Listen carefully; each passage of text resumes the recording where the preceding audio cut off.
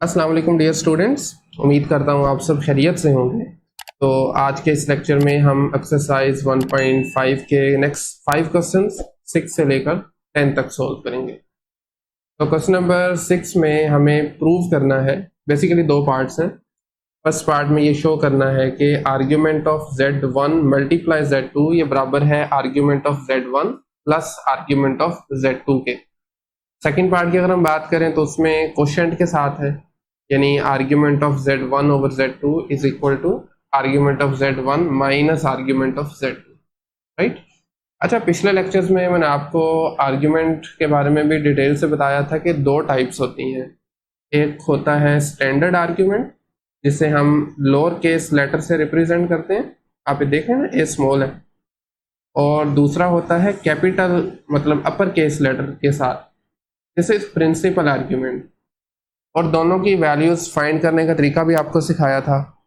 Minor सा जो इसमें बेसिक आप यूँ कह लें कि डिफरेंस है वो ये है कि जो स्टैंडर्ड आर्ग्यूमेंट है, या सिर्फ आर्ग्यूमेंट कह लें, ये लाई करता है 0 से लेकर 2 पाई तक, यानी इसकी वैल्यू इस रेंज में होगी। जबकि जो प्रिंसिपल आर्ग्यूमेंट है वो नेगेटिव पाई से लेकर पाई तक, नेगेटिव पाई को हम ऐड नहीं कर रहे, पाई को ऐड कर रहे हैं, तो ये फुल एक सर्कल बन जाता है। ठीक है, ये एक माइनर सा डिफरेंस है। पिछले लेक्चर्स में हम ये भी बात कर चुके हैं कि वैल्यूज फाइंड कैसे करनी है। दरअसल अगर तो पहले दो क्वाड्रेंट्स के अंदर है ना आपका कॉम्प्लेक्स नंबर, तो दोनों सेम होंगे, लेकिन अगर थर्ड और फोर्थ में है तो फिर दोनों की वैल्यू डिफरेंट होगी। बात इस पर की जा चुकी है, तो ये माइनर सा डिफरेंस है। यहाँ पर ये बताने का मकसद ये है कि ये जो प्रॉपर्टीज हम सीख रहे हैं, अगरचे कैपिटल ए लिखा हुआ है, लेकिन ये आर्ग्यूमेंट के लिए, स्टैंडर्ड आर्ग्यूमेंट के लिए भी सेम प्रॉपर्टीज है। ठीक है, ओके। हमें बता चुका हूँ क्या शो करना है। प्रोडक्ट फाइंड करेंगे, उसका जो आर्ग्यूमेंट होगा वो बेसिकली दोनों के आर्ग्यूमेंट का सम आ जाएगा। तो हम स्टार्ट करेंगे, फर्स्ट कर लें Z1 एक कॉम्प्लेक्स नंबर है, ये देखें ज़रा पोलर फॉर्म में, R1 θ1 के साथ है। Z2 एक कॉम्प्लेक्स नंबर R2 θ2 के साथ है, राइट। सबसे पहले हम प्रोडक्ट मालूम करेंगे, Z1 मल्टीप्लाई Z2। तरीकाकार क्या है, R1 और R2 को एक साथ लिखते हैं, प्रोडक्ट की फॉर्म में होंगे। बाकी इन नंबर्स को आपस में मल्टीप्लाई करवा दें, जैसा कि आप देख सकते हैं, cos θ1 मल्टीप्लाई cos θ2, फिर cos θ1 अयोटा sin θ2, और बाकी के दो भी। जब आप लास्ट वाले टर्म्स को मल्टीप्लाई करवाएंगे तो अयोटा मल्टीप्लाई अयोटा, ये देखें ज़रा, अयोटा स्केयर है, जो कि नेक्स्ट स्टेप में -1 बन जाएगा। अब ये फर्स्ट वाली टर्म और लास्ट वाली टर्म रियल है, इनमें अयोटा नहीं है, इनको हमने एक साथ लिख लिया। दरमियान वाली दो में से अयोटा को बाहर निकाल लें, बाकी दोनों एक साथ लिख लें, ये कॉम्प्लेक्स वाली ना इमेजिनरी टर्म बन जाएगी। खैर, ये जो आप सारी चीज़ देख रहे हैं ये बराबर होती है इसके cos θ1 प्लस θ2, ये फॉर्मूला है, ये भी अभी आप सीखेंगे ट्रिग्नोमेट्री वाली चैप्टर में। और इसी तरीके से जो ये चीज़ आपको नज़र आ रही है sin θ1 cos θ2 plus cos θ1 sin θ2, ये इसके बराबर है, राइट। साइन और एंगल के अंदर θ1 प्लस θ2, और ये ब्रैकेट हो गई कंप्लीट। अच्छा, ये आपके पास यूं समझें कि प्रोडक्ट का फॉर्मूला भी बन गया, और जो हमने चीज़ प्रूव करनी थी वो भी हो गई। कैसे, इसका क्या आर्ग्यूमेंट है, argument of Z1 multiply Z2, ये आ रहा है θ1 प्लस θ2। θ1 क्या है, θ1 दरअसल आर्ग्यूमेंट है Z1 का, तो आप इसको लिख सकते हैं argument of Z1 plus argument of Z2, and that's it. यही हमें प्रूव करना था। ठीक है, ओके। इसी तरीके से नेक्स्ट वाला जो हमारा इसका पार्ट है, उसमें भी ऑलमोस्ट सेम काम है, बट क्वोशिएंट है और यहाँ पर माइनस है। सिमिलरली दो कॉम्प्लेक्स नंबर लिए, उनको डिवाइड किया, डिवीजन का तरीकाकार भी आप जानते हैं। जो आपके पास ये नंबर पड़ा हुआ है ना, basically cos θ2 plus iota sin θ2, इसका कॉन्जुगेट लें, इससे मल्टीप्लाई और डिवाइड करते हैं। कॉन्जुगेट का मतलब है ये प्लस को माइनस से, ये देखें ना, चेंज किया। ऊपर वाले दोनों मतलब टर्म्स को आपस में मल्टीप्लाई करें, थोड़ा सा सिंप्लीफिकेशन के बाद आपके पास ये चीज़ आ जाएगी। ये रियल हिस्सा है और ये उसका इमेजिनरी पार्ट है, ठीक है, अयोटा के साथ। ये बेसिक चीज़ें हैं। नीचे अगर देखा जाए तो ये a plus B A minus B वाला फॉर्मूला अगर आपको याद हो, A plus B multiply A minus B ये बराबर होता है A square minus B square के। तो पहली टर्म का स्केयर आ गया और दूसरी का स्केयर आ गया। अलबत्ता दरमियान में प्लस इसलिए है क्योंकि ये अयोटा भी तो मल्टीप्लाई होंगे ना आपस में, ये बन जाएगा अयोटा स्केयर जो कि -1 होता है। तो एक ये माइनस और दूसरा फॉर्मूले वाला माइनस ये मिलके हो जाएंगे प्लस। ठीक है, तो अब नेक्स्ट स्टेप में ये चीज़ होती है 1 के बराबर। ये जो आप डिनोमिनेटर में देख रहे हैं ना, ये भी एक ट्रिग्नोमेट्रिक आइडेंटिटी है जो कि 1 के बराबर होती है, ख़त्म हो जाएगी। और वंस अगेन वही फॉर्मूलाज, ये चीज़ बराबर होगी cos θ1 माइनस θ2 का, ये फॉर्मूला है, आइडेंटिटी है। और ये जो दूसरा वाला आप देख रहे हैं ये इसके बराबर होगी sin θ1 माइनस θ2। ठीक है, और दैट्स इट। आगे मज़ीद अगर हम देखें तो वही 2 लाइन से जो लिख सकते हैं, argument of z1 over z2, ये क्या आया है हमारे पास, ये आप देख सकते हैं यहाँ से, दिस इज θ1 माइनस θ2। θ1 क्या है, θ1 दरअसल z1 का आर्ग्यूमेंट है, आर्ग्यूमेंट ऑफ z1, और θ2 आर्ग्यूमेंट है z2 का। लीजिए जी, ये प्रूव हो गया, ये प्रूफ भी हैं और दूसरा ये फॉर्मूलाज भी हैं। अगर आपने 2 नंबर्स को मल्टीप्लाई या डिवाइड करवाना है तो आप ये फॉर्मूला यूज़ कर सकते हैं, बजाय कि आप सारा प्रोसेस करें, डायरेक्ट वैल्यूज इनमें लगा दें। इसी के साथ नेक्स्ट क्वेश्चन पे मूव करते हैं 7 में। इसमें हमें डिवाइड करना है 2 नंबर्स को, गिवन है, और आंसर को हमें x प्लस आयोटा y की फॉर्म में रिप्रेजेंट करना है। So z1 over z2 is equal to 6 cos 150 degree plus iota sine 150 degrees, sine 150 degrees, and this divided by दूसरा नंबर है 3 cos 30 plus iota sine 30 degree, sine 30 degree.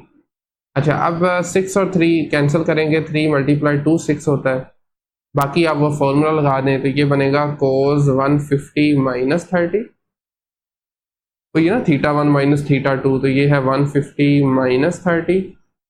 Similarly sign 150 minus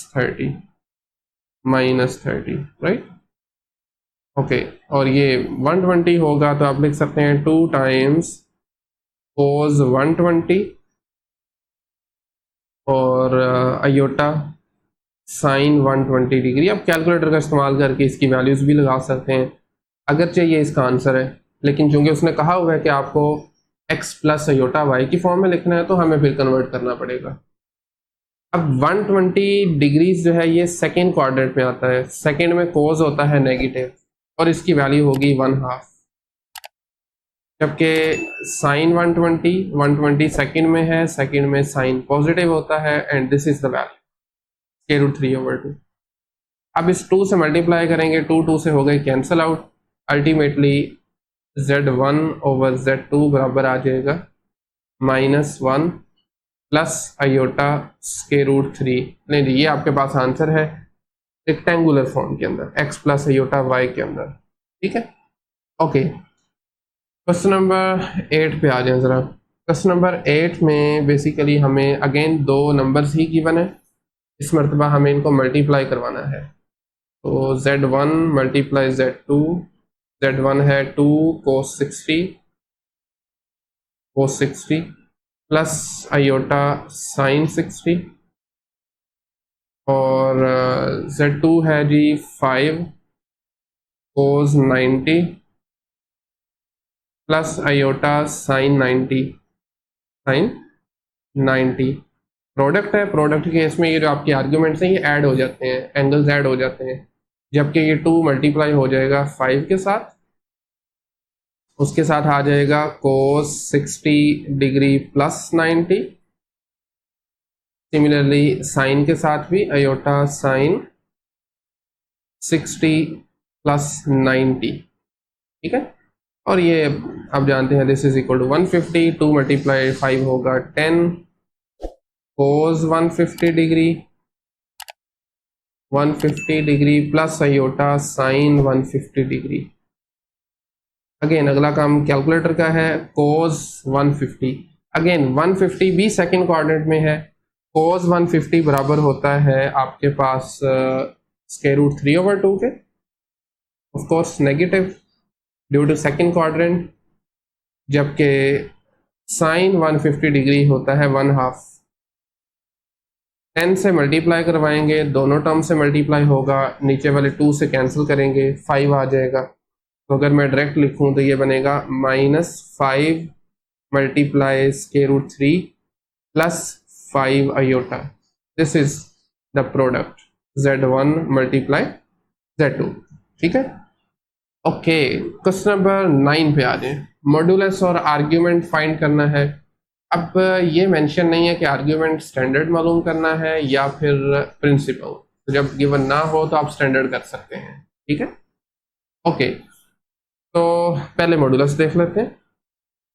modulus of complex number is square root real part square plus imaginary part square.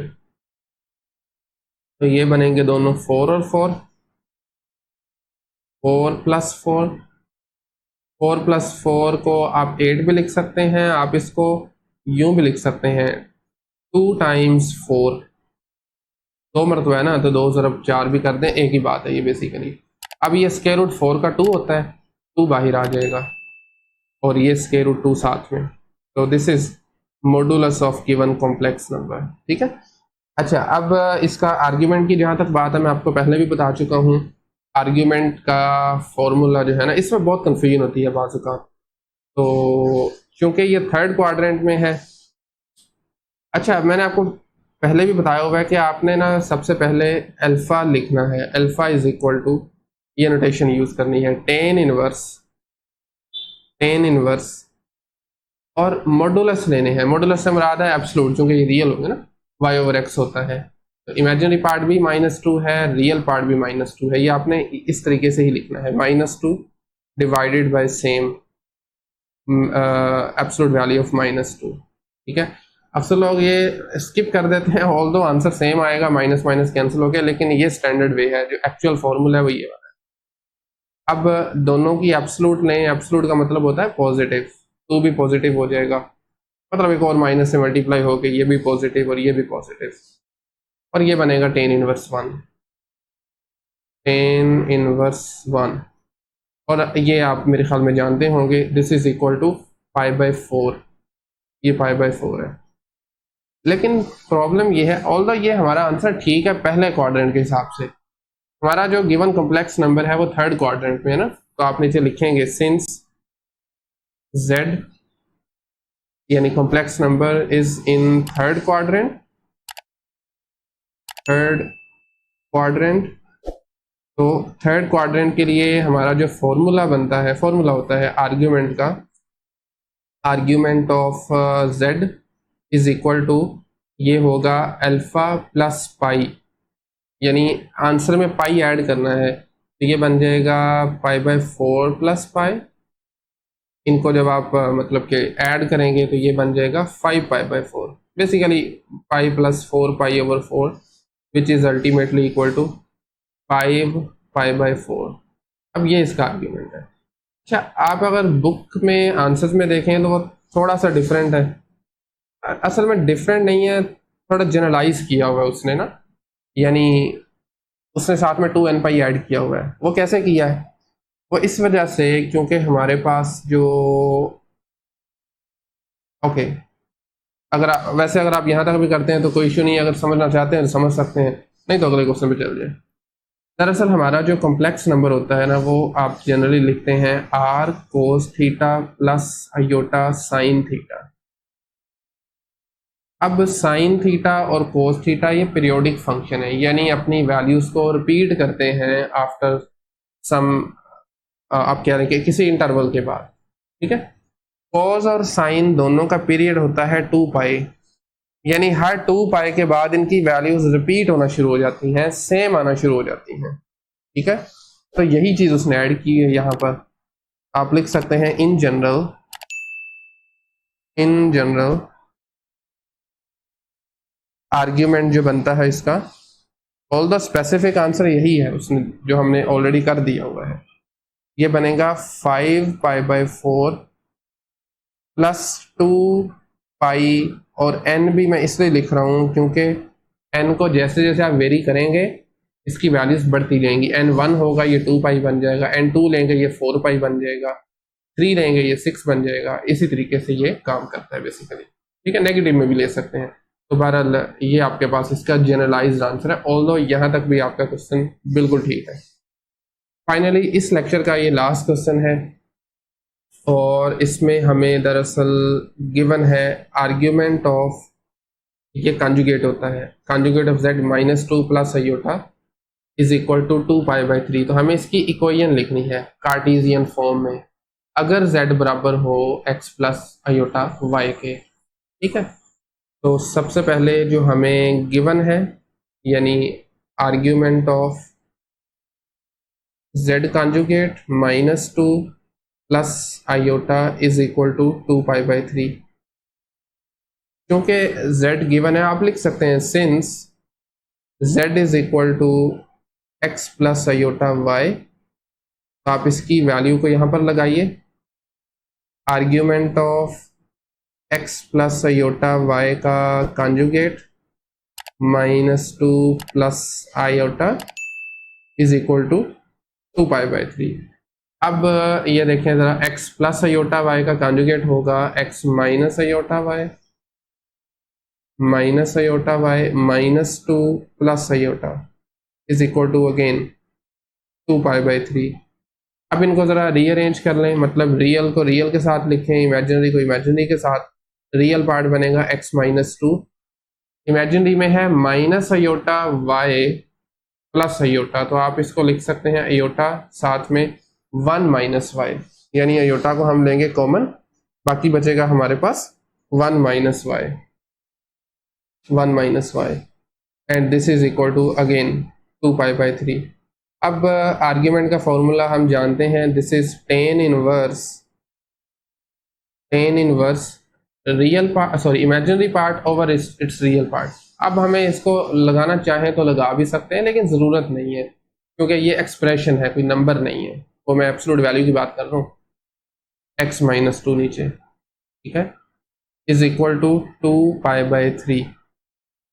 अब दोनों तरफ हम tan apply करेंगे तो होगा ये कि यहाँ से ये tan ख़त्म होके इस तरफ आ जाएगा, तो ये आ जाएगा 1 - y divided by x -2 is equal to tangent 2π/3, ठीक है। डिग्रीज में इसको अगर आप देखें तो ये बनता है आई थिंक 120 डिग्रीज। 2π/3 जो है ये बिल्कुल 120 डिग्रीज बनता है। खैर, तो टेंजेंट 120 अगेन सेकंड क्वाड्रेंट में है, सेकंड में tan होता है हमारा नेगेटिव, ऐसे ही है, और इसकी वैल्यू होगी, इसकी वैल्यू बनेगी √3 नेगेटिव के साथ, is equal to 1 - y over x -2। अब ये x -2 है, इसको राइट साइड पे भेज दें, मतलब मल्टीप्लाई करें दोनों तरफ, तो ये बनेगा नेगेटिव √3 x -2, मजीद मल्टीप्लाई करवाएं तो 1 - y is equal to negative √x, sorry ये मैं पहले भी गलत लिख बैठा हूँ, it is √3 not x, √3 x plus 2 times √3, ठीक है। अच्छा, अब सारा कुछ आपको ना इसको उठा के ज़रा ले आए लेफ्ट साइड पे, तो ये √3x पॉजिटिव हो जाएगा, पॉजिटिव हो गया, माइनस का y ऑलरेडी लेफ्ट पे है, इसको नहीं छेड़ना आपने। उसके बाद +1, और ये बनेगा मेरे ख्याल से -2 times √3, -2 times √3, sorry -2 times √3x है, माइनस √3 है, +1 है, बिल्कुल ठीक है, बिल्कुल ठीक है, इज इक्वल टू 0। नहीं, ये स्टैंडर्ड फॉर्म है। अब चाहे तो इस y को उधर ले जाएं, ये प्लस हो जाएगा, वो भी ठीक है, कोई फर्क नहीं पड़ता। This is the required equation, ठीक है। तो ये था हमारा क्वेश्चन नंबर 10 आई थिंक, बिल्कुल। आज के लेक्चर को हम यहीं पे एंड कर रहे हैं। नेक्स्ट लेक्चर से इंशाल्लाह 11 से स्टार्ट करेंगे। सो इस लेक्चर में अगर कोई क्वेश्चन क्यूरी हो तो आप कमेंट सेक्शन में पूछ सकते हैं, अदरवाइज मिलते हैं नेक्स्ट लेक्चर में। तब तक के लिए अल्लाह हाफिज़।